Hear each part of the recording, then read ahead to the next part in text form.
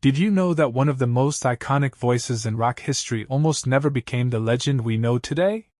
Ian Gillan, the unmistakable frontman of Deep Purple, has lived a life defined by soaring highs, brutal lows, and decisions that shocked even the most devoted fans.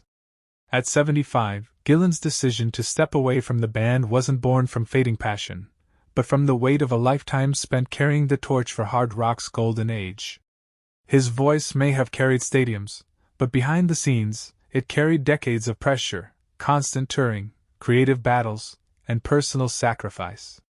This isn't just the story of a singer leaving a band, it's the story of a man reclaiming himself after giving everything to music. And when Gillan finally revealed why he walked away from Deep Purple, it shook fans and critics alike, not because it was unexpected, but because of how deeply human his reasons were. Born in Hounslow, London, in 1945, Gillan grew up surrounded by post-war austerity, where dreams of rock stardom felt almost unattainable.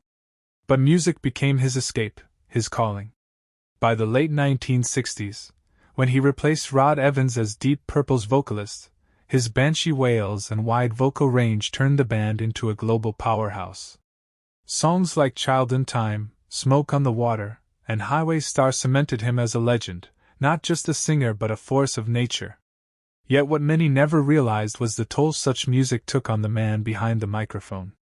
Maintaining that intensity year after year required a kind of sacrifice most people could never imagine.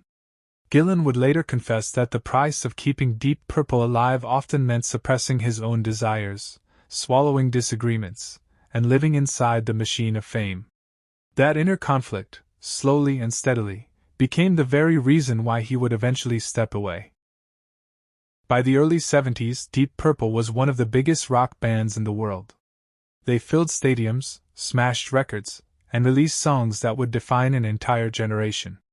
Tracks like Smoke on the Water, with its now legendary riff, became staples of rock culture. Gillan's fiery vocals turned every performance into an event, and his screams were almost inhuman in their precision and power. Fans adored him, critics hailed him, and yet behind the curtain, the pressures were immense. Being the frontman of a band as intense as Deep Purple was both exhilarating and punishing. The sheer physical demand of performing night after night took a toll on Gillan's voice, pushing him to the limits of endurance. The band's relentless schedule, touring across continents, recording multiple albums in quick succession, meant there was little time for rest or reflection. Adding to the strain was the growing discord between Gillan and Blackmore. Gillan was deeply inspired by raw emotion and spontaneity, while Blackmore sought precision and control.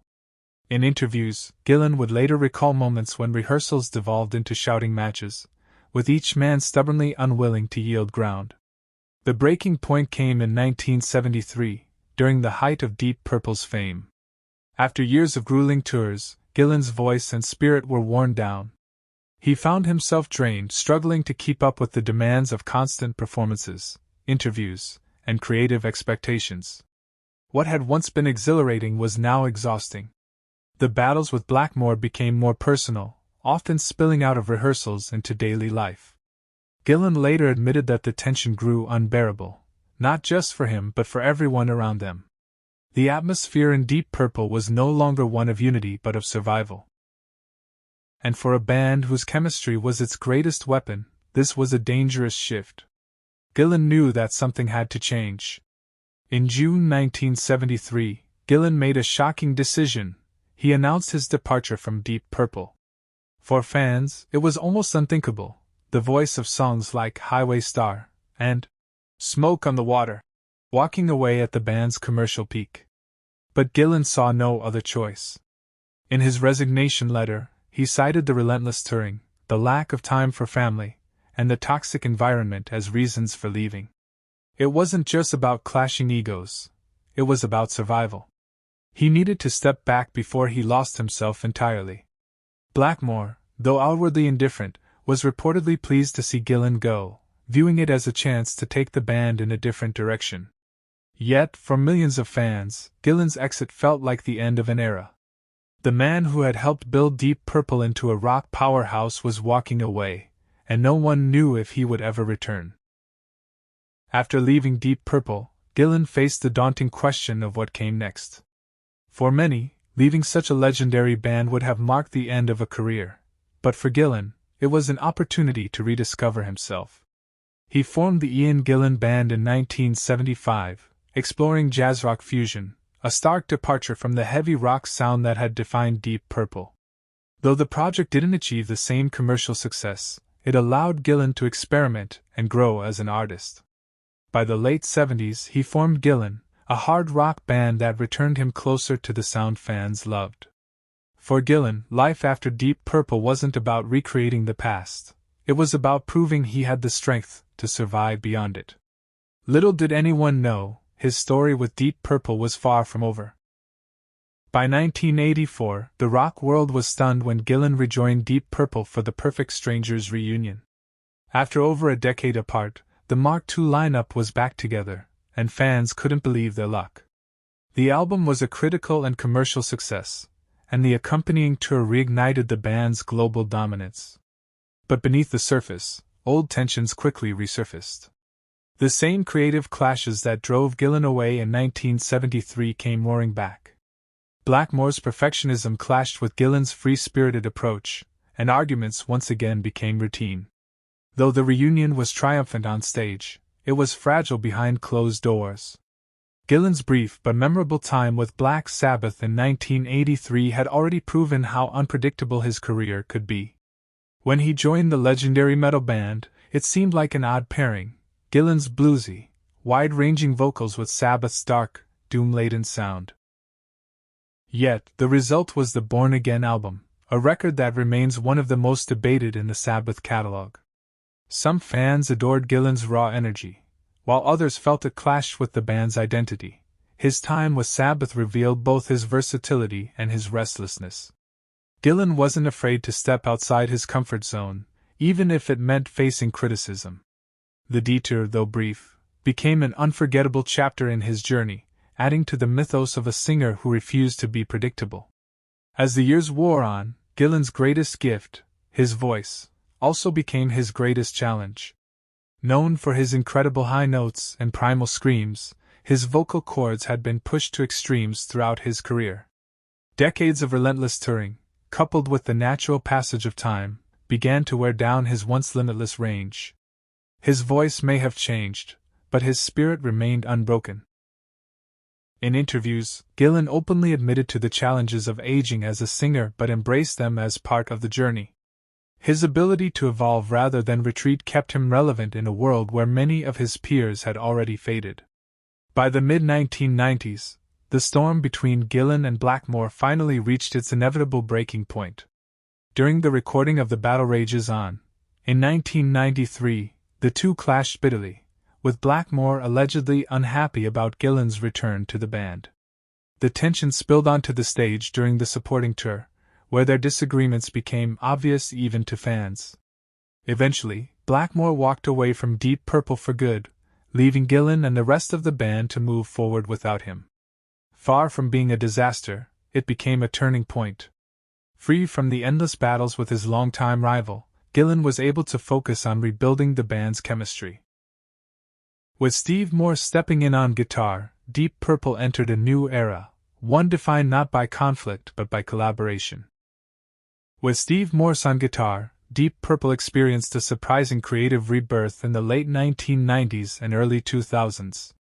Gillan, now free of the constant battles with Blackmore, leaned into his role as the band's anchor, guiding them into a new era of music making. Albums like Perpendicular and Bananas proved that the band could evolve beyond its 1970s glory days while still honoring the sound fans cherished. Critics noted that Gillan seemed revitalized, bringing warmth and humor to his stage presence, even if his voice no longer soared quite as high as in his youth. What mattered was the chemistry, the joy of making music without endless fights. As the 2010s unfolded, the reality of age began to settle in. Gillan, now in his 70s, acknowledged that the days of endless world tours were behind him. Yet Deep Purple continued to defy expectations, embarking on what was billed as the Long Goodbye Tour in 2017. Fans around the globe flocked to see the band one more time, filling arenas and festivals with a mix of nostalgia and gratitude. But the goodbye stretched on longer than anyone expected, as the band kept adding dates and releasing new music, including the critically acclaimed Whoosh in 2020. For Gillan, the tours were less about proving anything and more about celebrating a lifetime of music with the fans who had carried them for decades. By 2025, Ian Gillan had firmly stepped into the role of elder statesman of rock. At 75, he no longer chased the high notes of his youth, but his charisma and wit remained intact, making him as beloved as ever. Outside of Deep Purple, Gillan focused on writing, painting, and spending time with his family. He continued to give thoughtful interviews, reflecting on a life filled with both triumph and turbulence, always with a mix of humility and sharp humor. While he still occasionally performed, Gillan chose his appearances carefully, preferring smaller, meaningful events over grueling tours. His legacy was secure, not just as the voice of Deep Purple, but as one of rock's most enduring storytellers. When asked why he finally stepped away from the relentless cycle of Deep Purple, Gillan's answer was simple yet profound: it wasn't about conflict, but about peace. For the first time in his life, he wanted to live without the constant demand of schedules, tours, and industry politics. He admitted that walking away was hard. After all, Deep Purple had been his life's work, but he also said it was liberating. Music, he explained, was no longer about survival or ego. It was about joy, and he wanted to keep it that way. In interviews, Gillan reflected that the real tragedy would have been staying too long, becoming a shadow of himself, or letting bitterness overshadow the beauty of what they had created. So he chose to step back while still proud of his legacy. At 75, Ian Gillan revealed that his departure was not an end, but a new beginning, a chance to live as himself, not just as a rock icon.